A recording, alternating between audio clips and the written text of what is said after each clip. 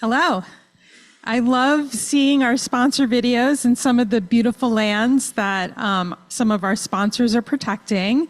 I now have the pleasure of introducing Michael Waasegiizhig-Price. Michael is the Traditional Ecological Knowledge Specialist at the Great Lakes Indian Fish and Wildlife Commission.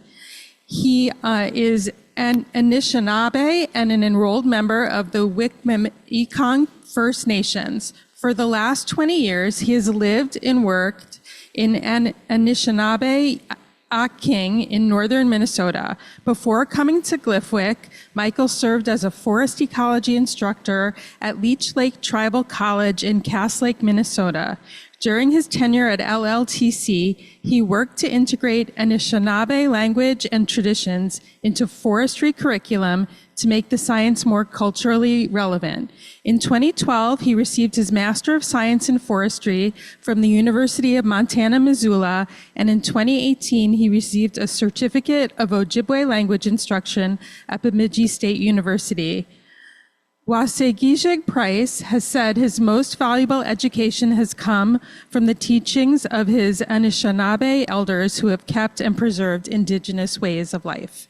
And he also served on the planning committee for the 2025 Midwest Beaver Summit and provided invaluable advice and support. Welcome, Michael.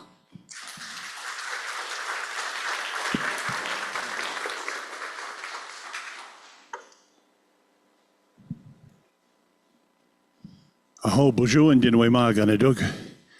Michael Price, Waasegiizhig Indigenous Cause, Makwa Nendo Dem. Wikwem kon debin dalgazian midashoma wishkong sing ejnaka demagak endayan nongum. Aho nemin wende meje ayayan omanungum. Aho. I just wanted to say that 20 years ago I couldn't even speak my language, and now I'm teaching it at Glyphwick. So.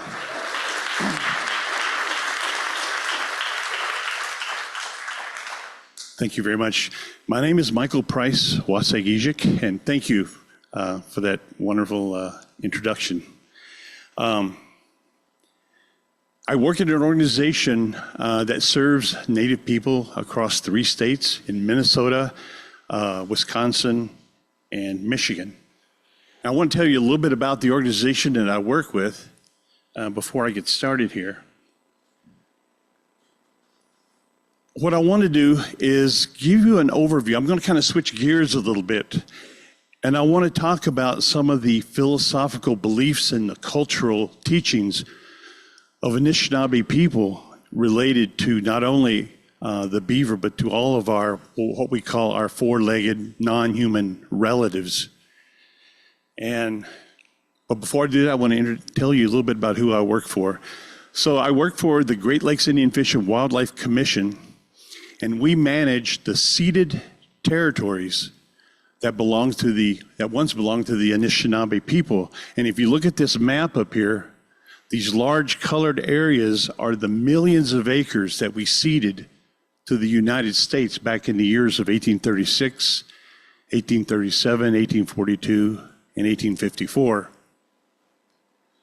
But when our elders and our tribal leaders came to the table, they said, yes, we will cede these millions of acres to you to for you to form your country, but we want our future generations to be able to harvest, to hunt, fish, and gather on these lands so that they can provide for their future generations. And that wording got written into the treaties, and when they were ratified by the president, they became law.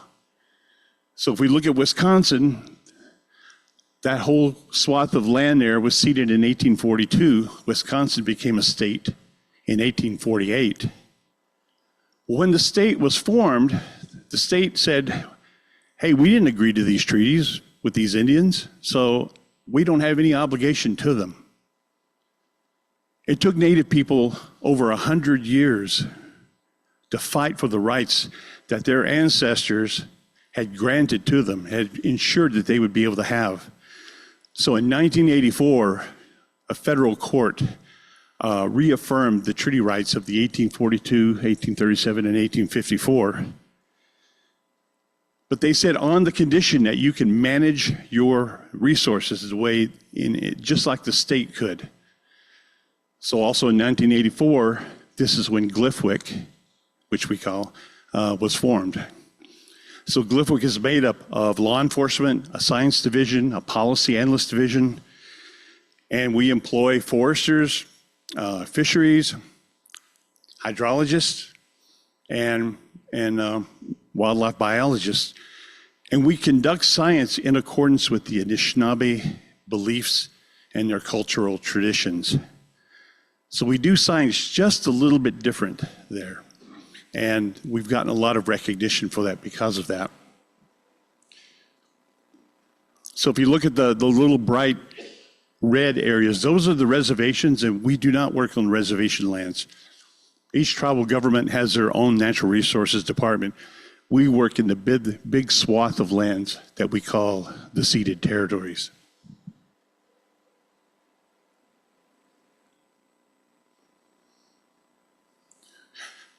So probably over anywhere between 750 to 1,000 years ago, Anishinaabe people actually originated from the East Coast. And through a series of visions and dreams that people had, they felt it necessary that they needed to start moving west. And if you follow this red line, it took about 500 years for Anishinaabe people to migrate across this area, but they finally ended up in the Lake Superior region, close to Ashland, Wisconsin, at a sacred island of ours called Madeline Island, which is in the Apostle Islands. That was the end of this sacred migration period. So we have relatives all the way back in Maine and Nova Scotia who actually speak the same language we do.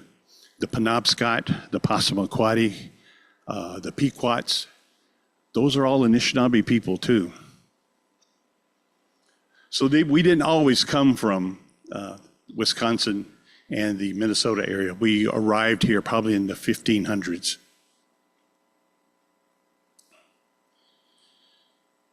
So I always start out by talking about the importance of indigenous knowledge. And this is what I do for Glyphwick. I'm the traditional ecological knowledge specialist. And it's my job to integrate the language and the culture and the traditions into the work of science and resource management. But I always start my talk out by talking about this small ceremony we have where we offer tobacco. And all of you participated in that this morning, where before we harvest anything, a fish, if we go out deer hunting, if we go out to gather blueberries, we always take a bit of tobacco and we place it on the ground, and we ask permission to be able to take those things from the earth. And we only take what we're supposed to need. We only take what we need. And that ceremony has a lot of power to it. It really humbles us, and it really connects us to the world, the natural world. So we call this ceremony asema ke. So asema means tobacco, and ke means the act of giving it. So asema ke. So when I was an instructor at Leech Lake Tribal College and I was teaching my young Ojibwe students, I asked them a question. I said, this little ceremony of giving tobacco to the earth, can this ceremony change the landscape? Can it have an effect on the landscape? And they didn't have an answer for me. And then I asked them again, I said, can speaking your language and practicing your traditions change the landscape? Well, nobody had an answer for me. And then I showed them this picture. This is a picture of the Menominee Reservation as seen from space. From a satellite image, you can see this shape in the woodlands. Let's look at that a little bit closer. Here's a close-up of that same picture. You can see the western boundary over here. You can see the eastern boundary, and you can kind of see going across, where the cities and the towns are located on the reservation. And if you look really deep into the image, you'll see some little bare spots there. That's a place where they're logging. They're logging out the white pine and the red pine. But all this dark green area is all pine forest. And the Menominee people had this belief that if we take care of the forest will take care of us. And those ceremonies that we do, the giving of the tobacco, the retelling of all of our stories, enforces that tradition, and it keeps the landscape green and healthy. Even when they're taking logs out of the forest, that forest will be there to provide for them as long as they give back to the forest. And again, you can see the reservation from space. So to me, that was evidence that yes, when you give tobacco, it does have an impact on the landscape.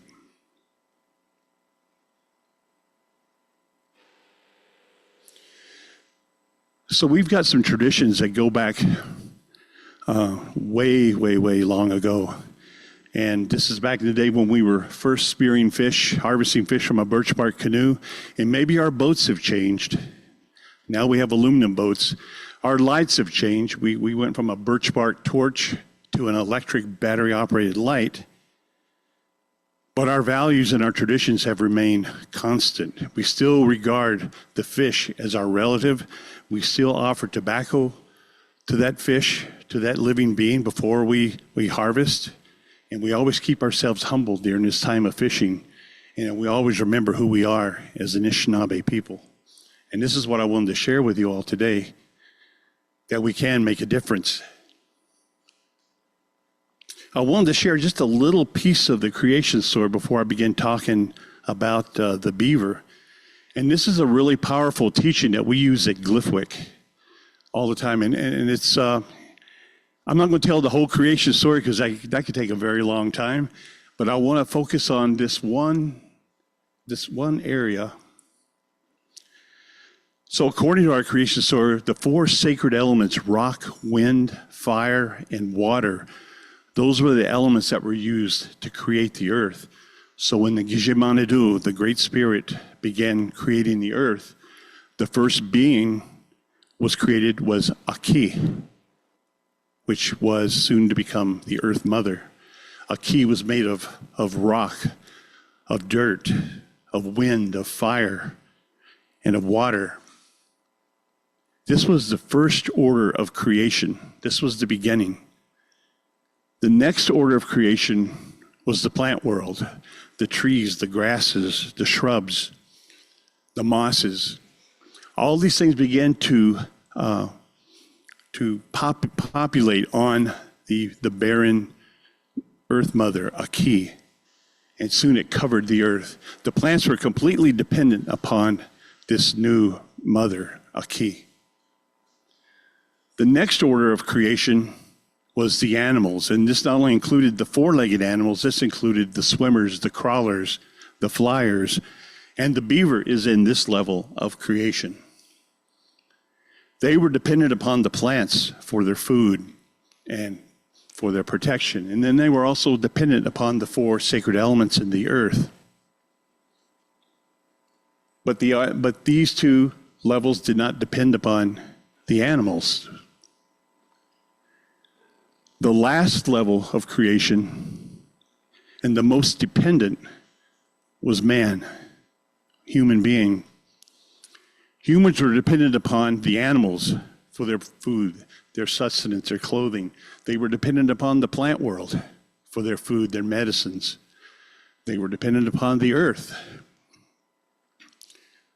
But no one depended on the existence of man. No one depended upon the existence of human. That's why we were considered the least of creation. So what we were instructed to do was to recognize our complete dependency on these other orders of creation and to always acknowledge that through ceremony. And know that even if human beings were removed from this equation, the rest of the orders of creation would not only thrive, but they would thrive and survive. So It's a really humbling teaching that we use at Glyphwick when we go out, if we have to do fish surveys, if we have to do surveys on lamprey that are known by science as an invasive species. We're having some discussions over if we even use the word invasive species. So I wanted to share that with you as kind of a basis for getting started here. These teachings are very much a part of who we are, but a sad part of our history as Anishinaabe people is that, and Emily so very eloquently talked about in the 1500s when the fur trade began. We were actual participants in that fur trade. We actually taught the explorers how to build birch bark canoes, which basically became the vehicle of the fur trade. And then they recruited native people, us, to be their guides because we knew the rivers and we knew the lakes. And we helped them to go through the landscape, harvesting not only beavers, but otters, muskrats, anything that had fur, wolves. So we were a part of that. And consequently, it was devastating for us. As a result of the fur trade, we began to lose our language, we began to lose our culture, our spiritual way of life. As the beavers began to diminish on the landscape, we became weakened and we began to diminish. It wasn't before long that we began to lose our languages, and we were introduced to an economic system that was foreign to us.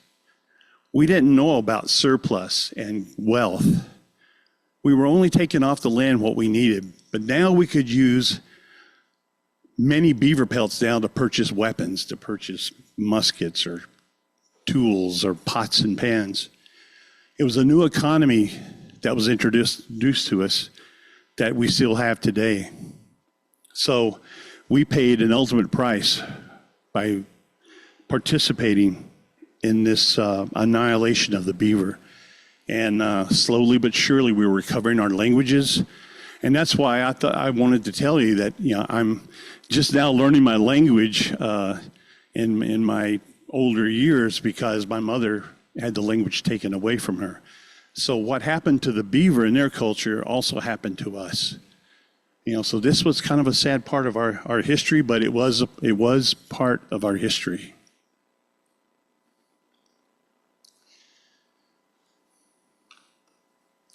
So Mary Ellen introduced us to the name of the beaver. In our language, Anishinaabe language, we call the beaver a mick. And actually, I learned this from an elder from Fort Francis, Ontario, that a mick is actually I can't think of the word now, when you take two words and smash them together. What? Conjunction? So a mick is actually made up of two words, a mo, which means to eat something, and matik, which is the name for a tree. So very affectionately, we call it the one who eats the trees. And that's how we describe the beaver. So I was blown away, actually, when I just learned that a couple years ago, and I was blown away by that translation of that small word. The one who eats the trees. So I felt very compelled to start this journey. I met Emily and Bob and Rachel, I'm not sure if you were there, at BeaverCon back in Colorado back in October. And I was blown away by the energy around recognizing what, I'm going to call him a Mick from here on out, what a Mick does for the landscape. And I became so excited about this movement of scientists and policymakers and resource managers that were looking at the beaver, or looking at a Mick, and looking at what a Mick brings to the table.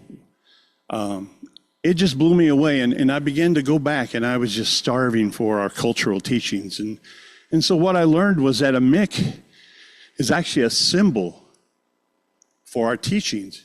A Mick is an educator, a teacher for us as Anishinaabe people, a Mick teaches us about diligence and hard work. Well, we can see that when we watch the beaver, when they're busy out there on their dams and their lodges. The beaver teaches us about being resourceful, you know, and how to gather materials and how to bring those. And I think somebody said how to float those limbs that they're using to build rather than drag them on the land. The beaver also teaches us about vigilance. Has anybody ever heard a beaver slap its tail on the water? Yeah, it's when you come in close proximity to their family, they slap their tail on the water really hard, and it actually alerts everybody in the area that there's an intruder and that we need to be careful. So they are forever vigilant while they're working hard. And then the last thing, beavers are known for kindness. And where we get this is that we have learned that in winter, muskrats will actually come and den with the beavers in their lodges, and the beavers let them come right on in and spend the winter with them. And not one complaint ever. And I just found that so amazing that the beavers teach us about kindness to our other non-human relatives. So we learn a lot from the beaver is very symbolic to us as Anishinaabe people. So I've been working on some way to how do I justify or think about my connection? Since I work in the natural resources profession, I'm involved with policy and with procedures that actually may directly or indirectly affect a Mick. So I'm developing kind of a framework for kind of assessing myself as a good steward of the natural world. Now, I know a lot of scientists don't like looking in the mirror and doing any type of assessment. So, but for me, this helps me to look at myself and to wonder, am I being a good steward? Am I being a good relative to the landscape? So in this, what I call the 4 R's, the first R is relationship, which in our language we say Inawain Duin. Inawain Duin. That we have relationship with one another. The second R is, and this is an important one, reciprocity. Migiwe Duin, which we gift each other. We give each other gifts. Migiwe Duin. The third R is Ganawain Jigewin.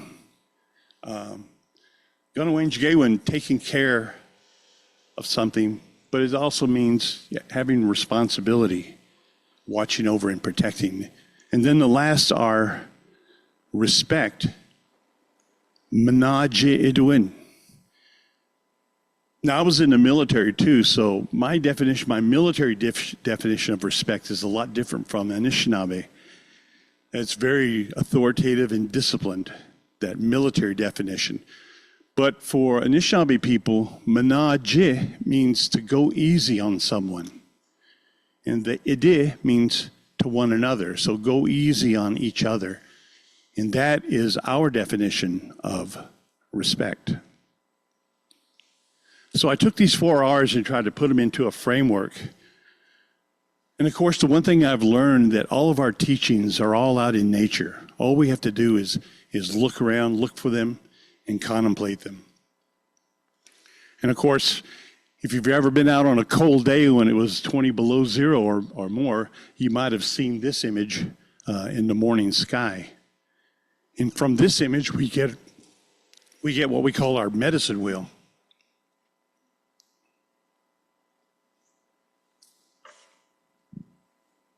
So I took the 4 R's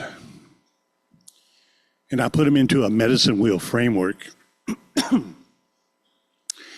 So I use this to reflect on myself. If I wanted to think about what my connection was to a Mick, I would look at this medicine wheel and think, what is my relationship to the beaver, to a Mick? I would ponder that. And then I would ask, what is my reciprocity to a Mick? And I think this is a really important point here, reciprocity. I think about that term, ecological services. I'm really careful with that term because we don't just want to take from the beaver, what the beaver can do for us. We want to think about, or at least I want to think about, how can I reciprocate? If the beaver is doing this for me, what can I do back for the beaver? How can I reciprocate that good intention? The next one is responsibility. Waasegiizhig-Price. What is my responsibility to a Mick? And the way I discern the difference between responsibility and reciprocity is that responsibility is when you do something without expecting anything in return.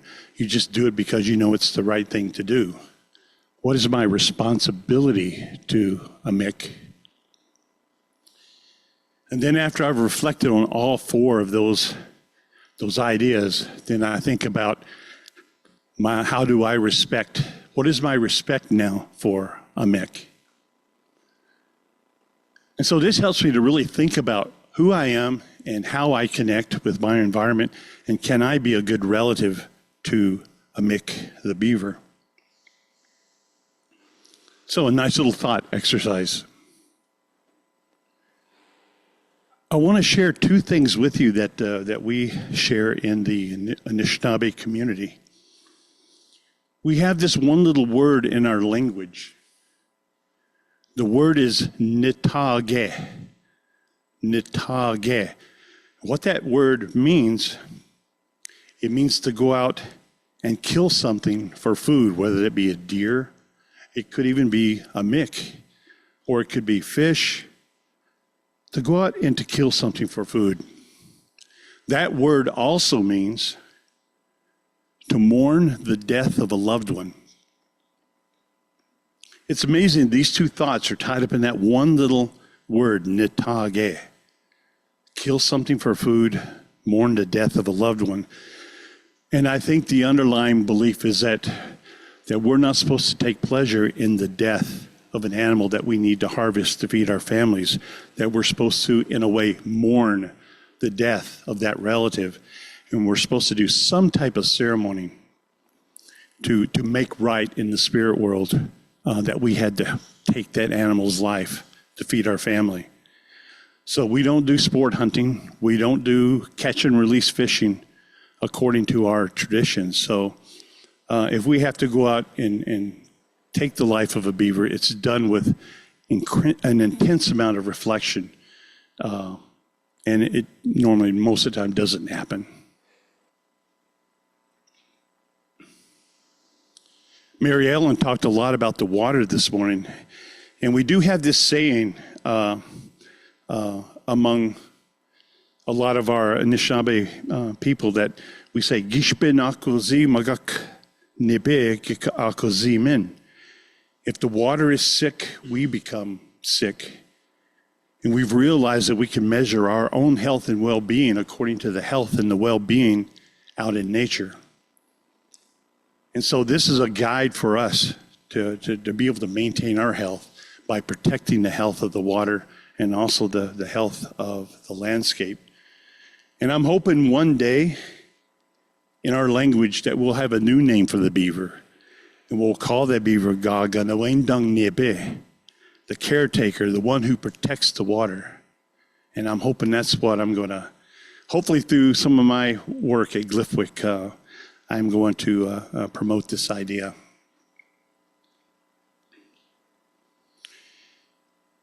So since I was at BeaverCon back in, I think it was October, my brain and my spirit has been on fire about this subject. So now I'm beginning to investigate, from a cultural standpoint, what is the relationship between beaver and wild rice in Wisconsin and Minnesota? And I know that Emily's lab is doing the same investigation from a scientific perspective. I'm looking at it too from an Anishinaabe spiritual, cultural perspective. Because this is going to be vital, I believe, as climate change begins to, right now, wild rice is one of the most vulnerable species, according to some of our research. So we want to see if a MIC can help us to save our wild rice beds. The last idea I want to leave with you, we've really begun to recognize that a MIC, the beaver, can help us mitigate climate change and wildfire and drought. My question is, what other non-human relatives out there can help us to make a better world for ourselves? What other species have the gifts that could benefit us as humans on this planet, as well as benefit themselves?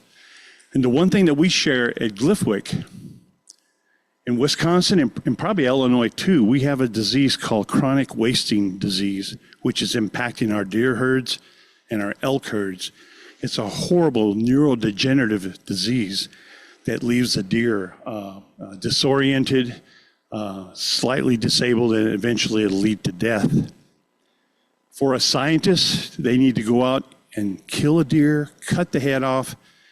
They need to send the head to a laboratory and then wait 2 weeks for the results of that CWD test.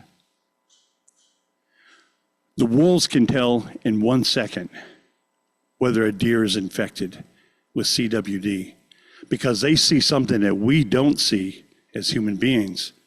They have the gift to be able to see that, and therefore they always predate on the weak and the disabled. And so the deer, according to our perspective, the deer or the wolves are actually better managers of the deer herd than we are as humans. We just need to let them do the job.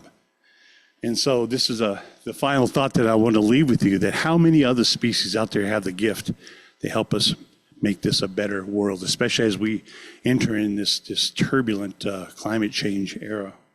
So I'll leave you with that, and I want to say, miigwech bizindawiye gomanungum. Thank you for listening to me today. Aho.